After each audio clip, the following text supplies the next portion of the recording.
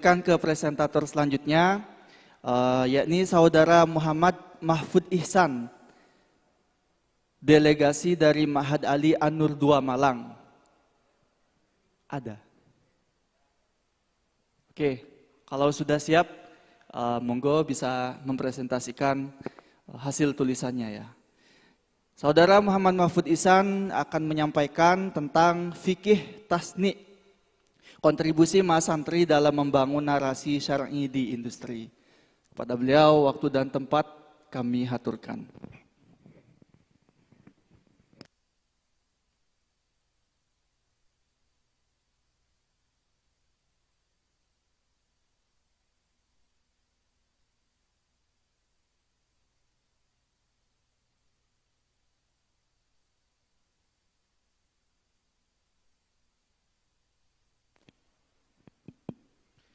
Bismillahirrahmanirrahim. Assalamualaikum warahmatullahi wabarakatuh. Bismillah, alhamdulillah, wassalatu wassalamu ala rasulillah Sayyidina Muhammad yamdillah wa ala alihi wa sahbihi wa man walah. Amma ba'du, yang kami muliakan para alim, para ulama, para dewan pengasuh pesantren Nurul Jadid Probolinggo, teman-teman mahasantri dari seluruh penjuru Nusantara. Alhamdulillah, dalam kesempatan pagi hari ini kami dari Ma'had Ali An-Nur II Malang ingin mempresentasikan tentang fikih tasni', satu rumusan fikih yang dirasa semi baru karena belum terlalu concern dipikirkan oleh ulama dahulu. Maka kontribusi mahasantri dalam membangun narasi syar'i di industri nanti akan erat kaitannya dengan industri halal. Dan fikih tasni' berada di pra industri halal itu atau menjadi pondasi dari industri halal tersebut. Lanjut, slide selanjutnya. Mengapa harus fikih industri? Kurang lebih ada 3 alasan mengapa kita harus mengkaji satu diskursus baru ini. Pertama, industri memiliki peran primer dalam negara Indonesia. Dari data yang kami peroleh dalam salah satu jurnal, dalam rentang waktu sekitar 2010 hingga 2016, industri itu menjadi salah satu penyumbang ekonomi terbesar di Indonesia. Karena alasan inilah, maka satu rumusan fikih itu juga menjadi primer pada akhirnya, yang konsen dalam industri. Dan di samping itu, rumusan tentang ekonomi syariah itu dirasa belum cukup kuat untuk memberikan pengaruh dalam industri, karena ekonomi syariah hanya berkutat dalam masalah bagaimana cara kita berakad, cara kita bertransaksi itu baik. Namun jauh sebelum itu, dalam proses pengolahan barang, dalam proses pemilihan barang, itu belum terlalu dibahas secara mendetail. Itu berhubungan dengan alasan kedua, ekonomi syariah cakupannya masih terlalu umum. Dan industri ini berada di cangkupan khususnya ekonomi syariah. Sederhananya kalau kita bisa kasih analogi antara kaitannya dengan industri dengan ekonomi syariah itu seperti air dan wudhu. Kalau kita membahas wudhu saja tanpa membahas air secara mendalam, ada air mustakmal, ada air mutaghayyir, itu kan kalau kata orang Malang nanggung gitu. Karena ya gitu, kalau kita cuma bahas wudhu itu tata caranya harus begini, wudhu itu sunahnya harus menghadap kiblat, gak boleh berbicara segala macam. Tapi kita nggak membahas tentang air yang boleh digunakan untuk berwudhu, bagaimana kita mengatakan air ini mustakmal, bagaimana kita mengatakan air ini mutaghayyir, itu kan ya nanggung itu. Maka industri sebagai bagian dari ekonomi harus dibahas secara mendalam. Selanjutnya, desakan untuk bermadzhab secara manhaji. Ini sebetulnya alasan yang agak keder kalau kita pikir ya, karena amanat dari beberapa halaqah fikih peradaban itu Kiai Afifuddin Muhajir itu seringkali memberikan anjuran kepada kita untuk bermadzhab secara manhaji. Kurang lebih dalam kuliah yang kami lakukan akhir-akhir ini di kampus, manhaji itu tidak bisa lepas dari 2 hal. Yang satu nas syariat, yang kedua pengalaman mukallaf di Indonesia. Apa itu bahasa fikihnya ya? Mantiknya, Jadi cara mengaktualisasikan nas syariat tersebut. Kurang lebih seperti itu cara berpikir manhaji. Slide selanjutnya. Ketika kita sudah tahu mengapa harus ada fikih industri, maka sekarang apa orientasi dari fikih industri? Fikih industri itu susunan idhofah dari fikih dan industri. Kalau industri ini kami ambil dari pengertian dari Undang-Undang Perindustrian bab 1, pasal 1 ayat kedua.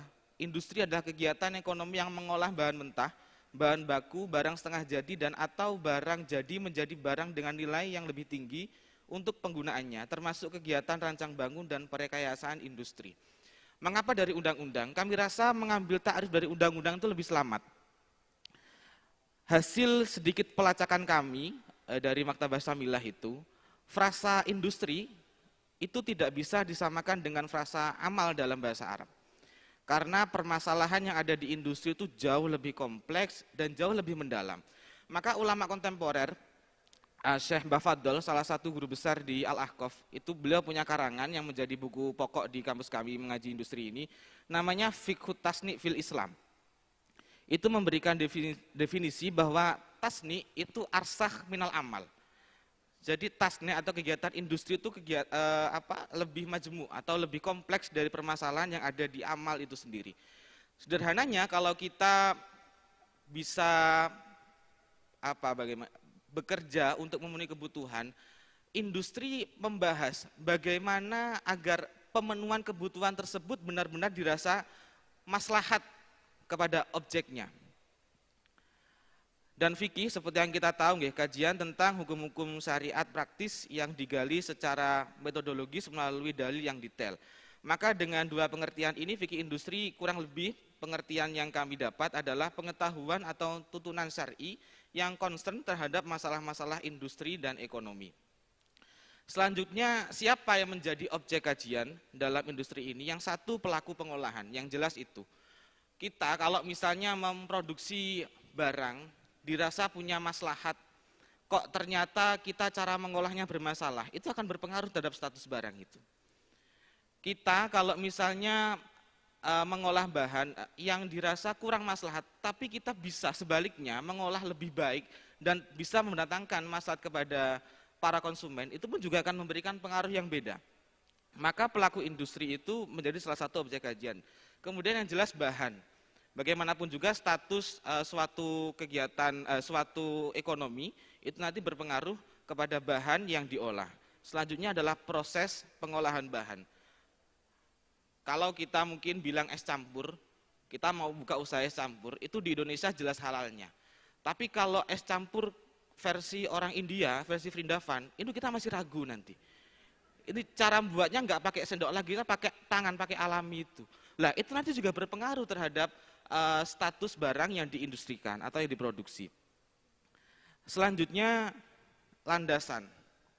Tadi dua presenter kami sebelumnya, Mas dari Nurul Jadid sama Mas Faikil Fakih. Saya kenal Mas Faik itu pertama dulu di Jawa Barat. Beliau itu si paling karya ilmiah. Jadi seharusnya sudah jangan ikut-ikut, kasih kesempatan junior-junior yang kami ini biar ada kesempatan ngejar gitu. Tepuk tangan dulu lah untuk Mas Faik ini. Tadi sudah dibahas secara mendalam dari dua presenter. Pertama tentang maqasid syariah, kemudian maslahah. Namun ada satu poin yang penting kami bahas di sini adalah adat dan norma. Ya ini berhubungan dengan satu kasus tadi, kalau kita buka usaha es campur di Indonesia, ini bukan adat ya, maaf, ada typo, adab dan norma. Kalau buka usaha es campur di Indonesia mungkin masih oke lah, masih fine. Tapi ya itu tadi, kalau kita buka usaha bermitra dengan orang India, lah itu patut dipertanyakan. Selanjutnya tentang maqasidus syariah. Mengapa kami langsung mengambil domain maqasidus syariah ad-daruriyatul khamis dari maqasid syariah yang doruri? Kegiatan industri bagaimanapun juga salah satu kegiatan primer. Ini berbanding sama dengan kebutuhan manusia, kebutuhan kita sebagai makhluk sosial. Karena kebutuhan kita itu nggak bisa dipenuhi kalau tidak melakukan industri. Kalau kata Sayyidina Umar tuh harik yadak anzil alaika rizqah. Lebih seperti itu. Kalau kita tidak bergerak, tidak menggerakkan tangan, kita nggak dapat apa-apa. Itu pun juga senada dengan dawuh Kanjeng Nabi bahwa satu pekerjaan terbaik seseorang itu sebenarnya amalur rajul biyadihi. Jadi pekerjaan yang dia sendiri yang langsung melakukan karena dia tahu bagaimana dan apa bahan-bahan yang dia produksi, yang dia olah. Sebagai contoh, kami itu sering ya menemui satu problem di dunia industri. Problem terbaru mungkin tentang Undang-Undang Cipta Kerja. Kita ambil satu contoh saja, slide selanjutnya Mas, slide selanjutnya, tentang maqasid syariah. Kita ambil satu contoh tentang hifdul mal. Hifd itu lebih baik sebenarnya jangan dimaknai dengan menjaga, tapi mengelola. Bagaimana kita hifdul mal, kita mengelola harta, itu bisa seimbang gitu. Seringkali kita lihat video-video di YouTube komentar tentang Undang-Undang Cipta Kerja itu cenderung kepada berpihak kepada para pekerja itu sendiri. Oke, kita normal, kita berpihak kepada pekerja itu baik. Cuman pernah enggak kita itu berpikir sedikit berpihak kepada penyelenggara industri, dalam hari ini adalah usahawan. Kalau misalnya Undang-Undang Cipta Kerja itu nanti kok nyun sewu lebih berat kepada para karyawan, loh, usahawan pun juga butuh penghasilan yang besar. Lah penopang ekonomi itu, penopang ekonomi Indonesia itu kan juga dari pabrik-pabrik, dari para usahawan itu. Kalau misalnya nanti kita cenderung berpihak kepada karyawan sehingga membiarkan aksi demo, bahkan kita mendukung atau mendanai, loh, betapa kasihannya para usahawan, betapa kasihannya negara nanti kalau kita runtut lebih jauh. Jadi hifdul mal itu harus diaplikasikan secara seimbang gitu. Kita pikir kesejahteraan para karyawan, tapi kita juga pikir kesejahteraan negara yang dalam hal ini adalah kesejahteraan pabrik atau para usahawan. Kemudian selanjutnya tentang dasar industri atau pertimbangan utamanya adalah maslahat. Tadi sempat disinggung masalah maslahat dari segi objeknya. Sekarang kita sedikit berbicara maslahat dari segi dalil. Maslahat itu kurang lebih kalau dari segi dalil ada 3 gitu. Mohon maaf kami potong, ada sisa waktu lagi 2 menit. Berapa menit? 10 menit. Jadi setiap presentasi itu estimasi waktunya 10 menit, kemudian sesi tanya jawab 15 menit. Ya, monggo. Sisa 2 menit. Oh, sisa 2 menit. Ya itu tanya sisa tadi. Maslahat al-mu'tabaroh, ini jelas maslahat yang didukung penuh oleh syariat. Kalau kita bicara dalam kegiatan industri ada maslahat yang oleh syariat didukung penuh, kita selesai di situ. Kemudian maslahat mulgoh ini juga sama, maslahat yang ditolak oleh syariat. Cuman yang ini maslahatul mursalah. Maslahat mursalah ini kalau kita pahami sedikit maslahat yang sifatnya itu netral. Jadi bisa diarah nanti didukung oleh syariat atau sebaliknya bisa nanti ditolak oleh syariat. Lah, bagaimana pertimbangan suatu maslahat itu bisa didukung, suatu maslahat itu bisa ditolak? Ya tidak lain pertimbangannya dengan bagaimana maslahat itu bisa diaplikasikan. Kurang lebih seperti itu. Dan selanjutnya adalah pertimbangan tentang adab dan norma. Ini kami sudah sempat singgung sebelumnya. Bahwa dalam kegiatan ekonomi itu yang harus jadi pertimbangan utama selain bagaimana agar kegiatan transaksi itu sah, itu adalah kemaslahatan yang datang dari penyelenggara kegiatan ekonomi atau kegiatan industri tersebut. Yang tak lain adalah ya para usahawan, para mitra para usahawan, kemudian para karyawan itu sendiri. Lebih dari itu juga masalah industri itu seringkali bersinggungan dengan masalah lingkungan. Ini pun juga problematik, karena misalnya rokok, Anda itu rokok kalau bagi kami, ini kan hukumnya hampir fardu ain, nggak bisa dikifayahkan lagi. Jadi kalau nggak ada sehari nggak ngisep 1 batang itu kayak bingung gitu. Nah sekarang kita pikir, pabrik rokok di Kediri itu besar. Oke, mohon maaf, waktunya sudah habis. Oke. Baik, kami sampaikan terima kasih kepada Mas siapa tadi? Mas Muhammad Mahfud Ihsan sudah memaparkan materinya. Pada sesi selanjutnya kami akan berikan waktu selama 15 menit. Kami persilahkan seluas-luasnya kepada para penanya. Ini kita ngalir saja. Kalau memang ada sisa waktu, kami juga akan berikan kepada para audien untuk terus bertanya selama waktunya cukup. Baik, silakan. Dimulai dari yang putra dulu ya. Oke, monggo Mas, yang songkok hijau.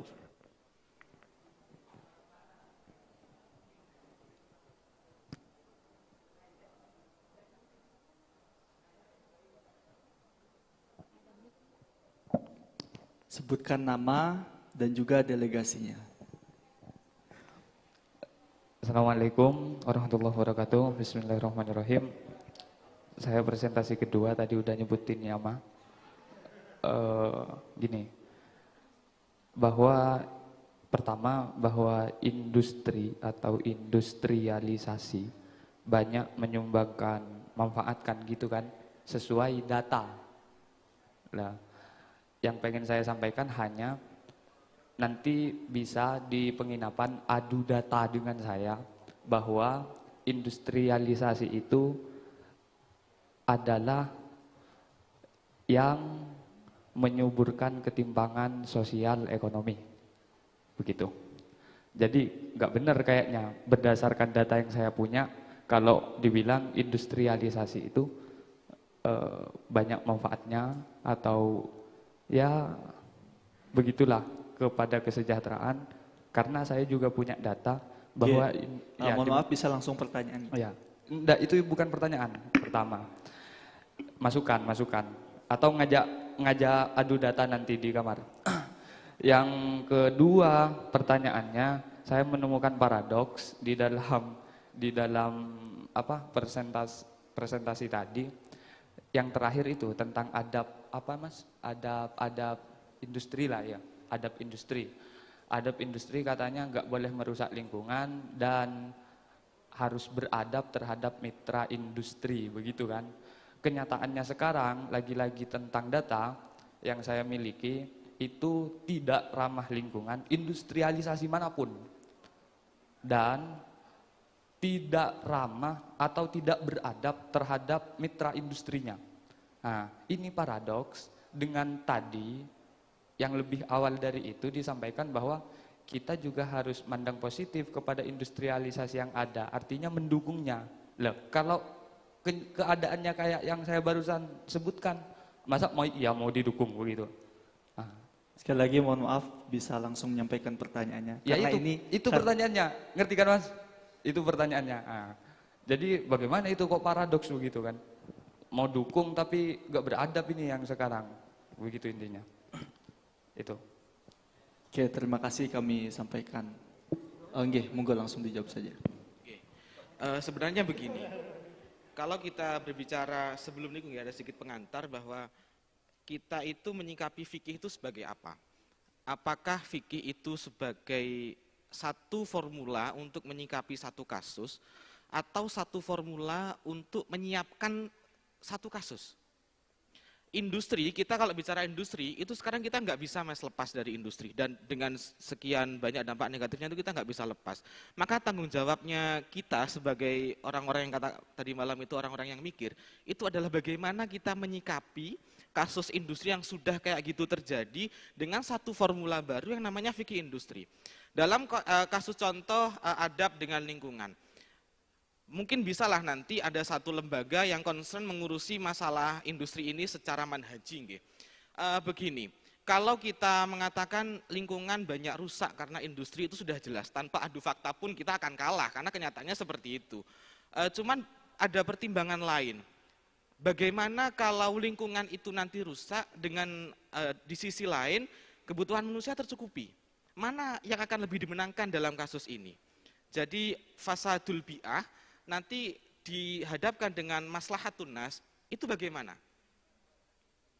Karena ya gitu Mas, masalahnya itu maslahat dari kita itu ya untuk kita, belum tentu maslahat untuk orang lain, dalam hal ini adalah lingkungan gitu. Maka ada pertimbangan adab dalam konsep fikih tasni itu adalah supaya menjadi satu telaan agar industri yang baik itu mendukung salah satu program pemerintah adalah industri hijau atau eko energi itu.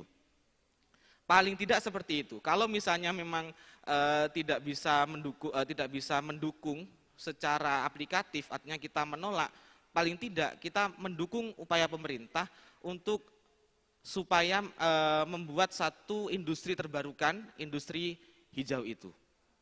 Jadi sedikit juga kami kasih tahu kepada para hadirin bahwa fikih tasni ini yang kami paparkan ini masih secara konseptual. Kami datang ke sini itu tiada lain tujuannya yaitu untuk adu teori seberapa jauh kebenaran teori yang sudah kami rumuskan kurang lebih selama 5 bulan di pesantren untuk membuat satu rumusan fikih yang baru ini. Kurang lebih seperti ini Mas Faik. Baik, terima kasih kami sampaikan. Sudah jelas Mas ya. Jadi barusan presentator menyampaikan bahwa perlu adanya sebuah lembaga atau instansi yang fokus membahas di bidang fikih industri supaya nanti perhatiannya juga lebih fokus. Adapun data yang disampaikan yang barusan itu alangkah lebih baik nanti bisa dilengkapi oleh Mas siapa tadi? Mas Fakih ya, supaya nanti data-data yang disampaikan atau data-data yang terkumpul yang membahas tentang fikih industri ini semakin lengkap dan semakin mantap ya. Oke, ada waktu lagi 5 menit. Siapa tadi? Bok, gak ada tanggapan balik ya? Gak ada tanggapan balik gitu. Oke. Mohon maaf. Monggo tanggapan balik dulu.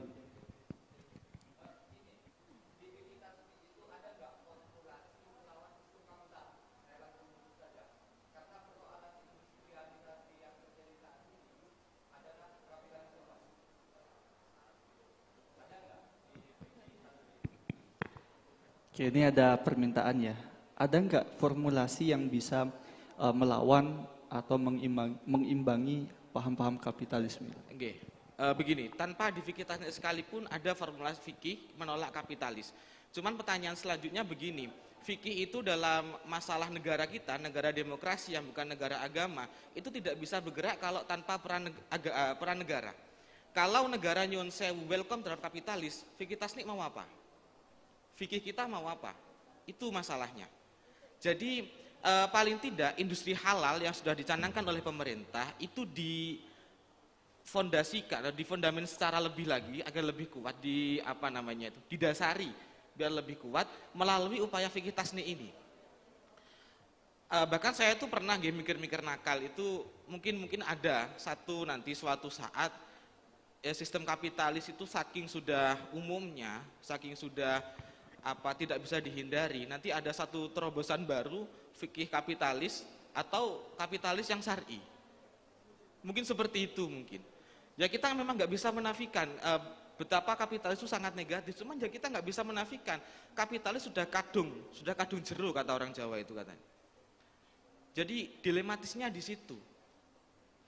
Kurang lebih seperti ini Kung ya. Oke, sudah. Terima kasih. Itu barusan berkaitan erat dengan yang disampaikan sebelumnya bahwa memang perlu adanya sebuah lembaga atau sebuah instansi yang fokus membahas tentang ini supaya nanti pembahasan-pembahasan tentang kapitalisme itu juga bisa include dalam pembahasan yang ada di bawah naungan bidang itu. Gitu Mas ya. Oke. Bagaimana Mas Fakih? Cukup ya. Oke, kita lanjut ke penanya selanjutnya tadi. Oke, monggo Mbak yang di depan. Bismillahirrahmanirrahim. Saya Nuris Sofiatul Widad dari Mahatali Salafiyah Safiyah, Situbondo. Saya optimis dengan konsep fikih tasni ini dan saya sepakat juga bahwasanya setiap konsep pasti atau setiap realita pasti ada negatifnya. Cuma sejauh realita yang kita jalani sekarang dari proses ekonomi yang ditransmisikan ke syariahan, artinya dalam tanda kutip saya melihat ada rekayasa hukum gitu yang kalau misalnya dalam konsep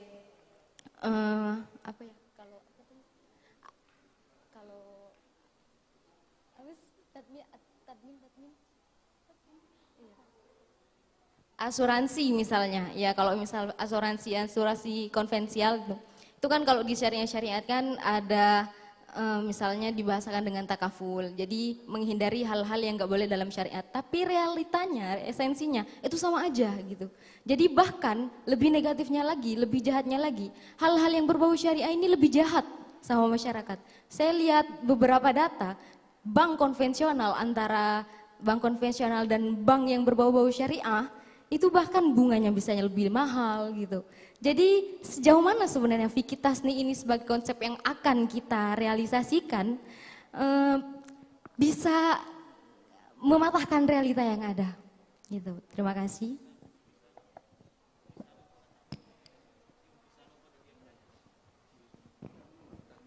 Baik, terima kasih kami sampaikan kepada penanya. Penanya ini barusan menyampaikan sebuah realita yang janggal. Ada kejanggalan di antara dua praktek, yakni praktek bank konvensional dan bank syariah. Di mana yang sebenarnya secara praktek bank syariah ini justru lebih jahat. Meskipun secara akad bank syariah akadnya syar'i, tapi secara praktek malah lebih jahat. Begitu ya. Oke, bagaimana bisa ditanggapi? Begini nggih, kalau kasus asuransi atau kasus bank itu sebenarnya bukan fokus utama di industri, tapi fokus utama di ekonomi atau di muamalahnya. Lah industri itu ada di sebelum itu. Cuman ada sedikit pandangan begini nggih.